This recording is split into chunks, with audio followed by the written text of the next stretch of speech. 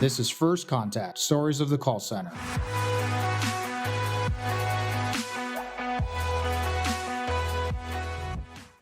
What would you say from a perception perspective? You've seen the transition, and we could probably say it's not always been a positive, right, perception of this space, of the ARM industry. Now, within, there's a lot of great people. We love one another. We talk to one another. We care about one another, and we want to do the right thing about the customer and the debtor. Make sure that there's not anything negative that happens as a byproduct of not having those important communications, right?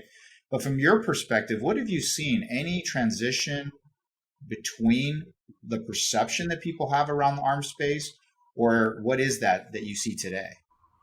Well, you're absolutely right. And as a matter of fact, I've had the opportunity to joke many times over the years relative to what I do for a living. You know, I'm a debt collector, and I would start presentations that way. I would have all kinds of fun. I flew all over the country many times. And, you know, you sit down next to somebody, and that small talk for a couple of minutes, and I'll look at them and I tell them I'm a debt collector, and you watch, you know, their nonverbal communication, because these are tough people that beat people up over the phone, and they don't care about you. All they care about is getting the money because the collector wants to line their pockets. And those are the horror stories of years ago.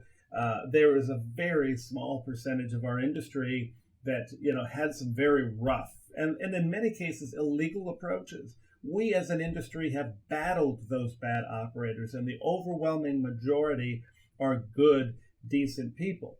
And so one of the things that we've trained for years with all of our program at ACA International is how we can best communicate with consumers, understand them, empathize with them. Empathy is one of the biggest keys that we have.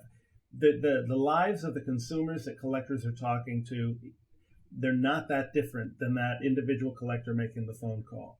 I've always believed, for instance, that one of your best collectors can often be the person who has had a lot of debt and collection issues in their life, and they found a way to navigate those challenges.